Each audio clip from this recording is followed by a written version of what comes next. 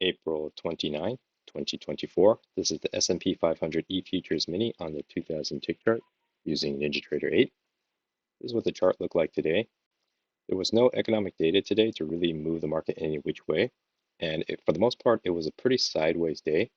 Looks like most of it was contained within a range. I would say about, well, if you kind of look at where the majority of the time was spent, for pretty much the entire time except for the last hour, it was within a, I don't know, 15 to 17 point range. Despite this price action, it was very slow and I didn't find too many setups. I took a total of 2 trades. The first one was profitable, and the second one actually wasn't a very good trade in hindsight, but in real time, I saw it. And actually, I was taking a break and I came back right around here. So when I saw this setup, or what I thought was a setup, I jumped on it prematurely without confirmation that the setup was clean. And as a result, it's one win, one loss. So I'm going to get into the trades today. Other than that, I didn't see too many other setups. This week is FOMC meeting, FOMC rate decision week, which means tomorrow the rate decision will come out, but that's pretty much it. I think everybody expects that the rates are not going to change. Nobody thinks well, not nobody, but most people don't think, most analysts don't think the Fed is going to increase the rate and they're not going to decrease it. It sounds like they're just going to keep the ship steady.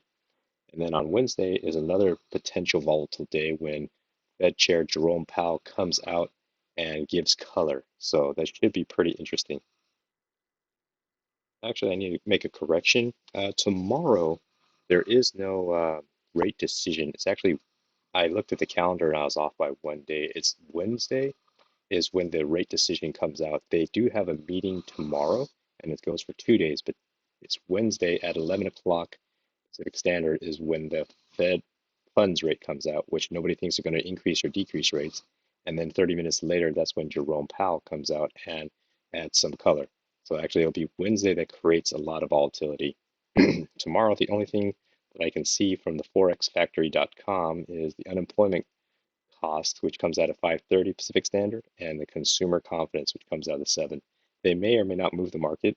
So today's slow price action, I'm not too surprised. I anticipate there'll be a pickup in volume, definitely on Wednesday, and maybe tomorrow could be a repeat of today. But it's mostly because many traders and institutions are just kind of sitting tight, waiting for, well, pretty much for the FOMC rate decision to come out before they make a move. So, going to the trades right now. Pre-market, by the number of candles that printed, I could tell it's going to be a very slow day, on top of the fact that it's FOMC week.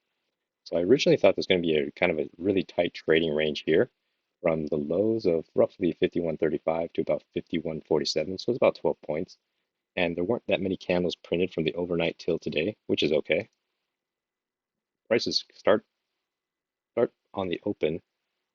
I thought there was going to be a spike in a channel, so the spike of this green channel and then this yellow channel. Prices move up, breaks out, it kind of jumps here at the time. My pre-market high was actually drawn down here where this blue line is. You have a first entry long pullback. You have a second entry long here now, but it's too far from the setup. It's also below the EMA. I didn't like it. Prices then continue moving down. This blue line doesn't mean anything yet. I drew this in much later. There's a first entry short. You have the second entry short failure, but you could also see it as one big leg. So I didn't really like, treating this as any particular trade going long or short. So now it's like a push of this orange channel. It's a break by this green channel and then another yellow channel down, which kind of tests the lows. So I'm just waiting now. This is actually where I take my first trade. I saw a potential new high. It's a first entry long, second entry long, and then it's potentially creating a higher low here. Also a new low, first entry short, second entry short. Now it depends on what happens in the next candle. If it prints higher, it's going to confirm the higher low and it's going to confirm the failure of the second entry short. So here it confirms the higher low, also confirms the failed second entry short. So what I decided to do is I saw this break of the orange channel. It's breaking to the low side. It pretty much broke earlier, made one push up, and then kind of tried to push back down to the low side. So I saw this as a long trade possibility. I entered right when this candle's about to close at the same high of this candle, looking for a quick 1 point scalp. I was able to get a quick 1 point scalp. Now, I did consider getting 2 points. 2 point scalp would have been 8 ticks, but from where I entered to the highs here is 7 ticks. So you can see it's like 51, 42, 25. So I need 51, 44, 25. And that would be 1 tick above here. I didn't want to risk it, so I just want to ensure that I quickly scalp the entire position off. Now keep in mind, maybe I could have gone for 6 ticks, but I figured I'll just go for 4. It was a quick, profitable trade, and I'm just okay with that. Definitely want to get out before I hit this double high, because I was thinking it could still bounce a bit, but it ended up pushing up higher, but then it starts pushing back through what I thought this green up channel was. It kind of creates these small little candles. It's very tight trading right now because it's really still only within a roughly 15-point range. Has this big flash down, no trades here. Technically have a new low, it's a first entry short. You technically could have a second entry short. What I wanted this candle to do though, because I like that it spiked up and then flushed down, I wanted to tick 1 tick below this guy. But unfortunately it didn't, so I was waiting for maybe the next one to create a nice setup and I could use this as a signal bar. But when this candle opened and flushed down, there was potentially a second entry short trade here. But unfortunately for me to feel confident, I needed to see what this candle would have done. And this candle, by the time it closed, the trade has already been made. So didn't mark it, didn't decide to take trade, didn't try to chase it. You don't know it's going to flash down like this. Also saw this as a new high. Technically, you have a first entry long, second entry long, but you also have a new low, first entry short, second entry short. Now, it's actually, I don't know why I called it a visual second entry short. It's actually just a true second entry short. Let me correct that. It's a new low, first entry short, second entry short. This is the signal bar for the second entry short. It's a break of the yellow down channel. I like that it made two measured legs, one leg up, pull back, second leg up. It's failing to break through the EMA. This red up channel, it's a little not as confirmed as much as I'd like, but if it was truly a red up channel, had a break and test of a new high. Now it's pulling back, and it pulled back pretty much a good half of this big move. So I'm thinking it's not going to try to attempt to this move to this high again. Plus, if it's truly in a trading range, which is kind of looking like it's in a copy trading range, but a trading range could be kind of identified. And I'm thinking it's probably going to come back down to test the lows. Not necessarily this blue line yet, but maybe this gray line, but just somewhere down here. Nevertheless, if there was a trade for a short, I would think there's enough room to get down to the bottom. So I thought those were two key entry points and the EMA rejection. So this I thought was a possible trade. So let's say if you did enter like at the highs here or 1 tick below this original signal bar, after you saw the confirmed second entry short and first entry long, second entry long failure, then I would have tried to scalp it or take a scalp 1 tick below this guy or at the same low as this guy. Looks like he would have gotten filled, and then this candle would have, got the profit target. The prices move. So when this is unfolding, I notice how big this candle is. And then the next four candles are all inside this bigger candle. And they're all kind of pushing up, pushing down the same amount. So that tells me to stay away. Again, this is another inside bar. Finally, a sixth inside bar. Finally, it breaks out, but it's not giving me any warm and fuzzies to could believe that's going to continue short or long. So this is just telling me stay out because this is a big move. The next 7 candles were very indecisive on which way it's going to go. It was having trouble breaking out of the range created by this big candle. Prices then continue moving. Technically, have a new high here. It's first entry long, second entry long, but this isn't a good place to go long. Prices then chop. I thought it was kind of in a range, but it was very choppy, not very clean. Didn't confirm the highs and lows that well. It breaks down on this yellow down channel, pops up. But at this point, I drew this purple down channel to at least try to contain and see where the price action is going. And I wasn't that keen on it either because price action is starting to slow down.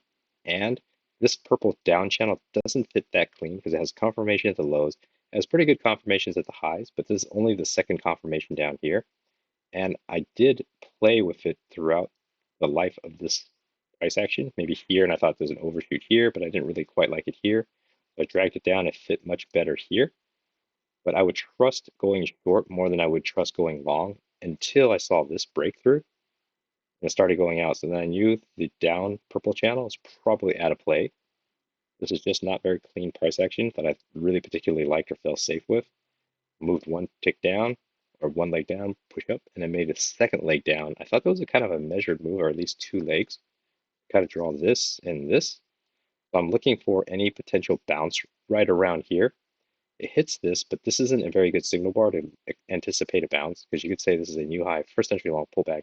Technically have a second entry long, or you could go visual first entry, potential visual second entry.